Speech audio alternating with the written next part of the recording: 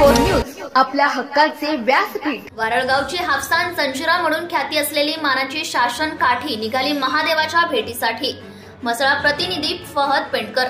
19व्या शतकाच्या सुरुवातीपासून श्री महादेव मंदिर तळागर रोहा या ठिकाणी शंभू महादेवाचे साक्षात स्वयंभू भूगर्भामध्ये असलेले शिवलिंग असून त्याची आराधना व यात्रा उपरोक्त तळागर ग्रामस्थ संघटनेच्या माध्यमातून पुरातन काळापासून चालू आहे। या यात्रेमध्ये पंचक्रोशीतील ग्रामस्थ भक्तिभावाने पायी चालत सामील होत असतात। या यात्रेत आमच्या वारळ तालुक्यात वारळ गावातील ग्रामस्थ जवळजवळ कित्येक वर्षांपासून या यात्रेमध्ये 150 किलोमीटरचा प्रवास अनवाणी पायातून चालत या शंभू महादेवाच्या यात्रेमध्ये शासन काठीच्या अर्थात महादेव काठीसह प्रवास करतात। ही वारी अनवाणी पायी चालत असल्यामुळे या यात्रेला विशेष महत्त्व प्राप्त झालेले आहे आणि ही महादेवाची काठी नवसाला पावणारी असल्यामुळे या वारीच्या मार्गक्रमणामध्ये येणाऱ्या प्रत्येक गावोगावी लोकांच्या नवसासाठी भक्तिभावाने रांगा लागलेल्या असतात।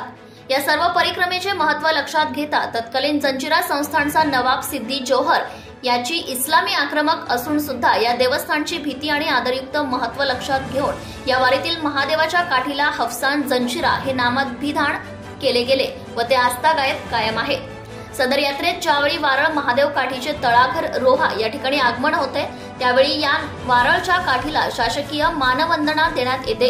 इतकेच नव्हे तर जेव्हा ही मानाची काठी इतर गावांच्या काठ्यांबरोबर मंदिर परिसरात भेटायला जाते त्यावेळी इतर काठ्यांच्या 10 मीटर पुढे चालण्याचा मान देखील या काठीला दिला जातो।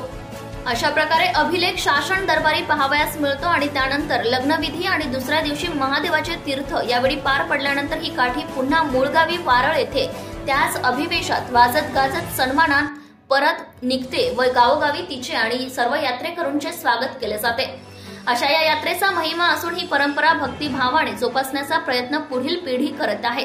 धार्मिक परंपरा ज्यामुळे वारळ गावची भक्तिमय परंपरा एकोपा अखंडता पुढे चालू ठेवण्यासाठी समस्त देवस्थान कमिटी वारळ तसेच अखिल आगरी समाजातील गुरुदत्त मंडळ, श्री काळभैरव मधली आळी मंडळ, आपटेश्वर नवानगर मंडळ, श्री गुरुदत्त विजय महादेव मंडळ, क्रांतीनगर मंडळ वारळ या सर्व संस्थांच्या सहकार्याने आणि सहभागाने ही यात्रा पार पडते।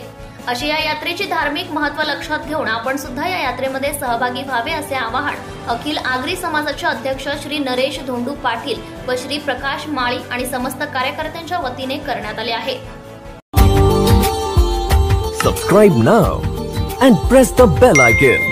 Never miss an update.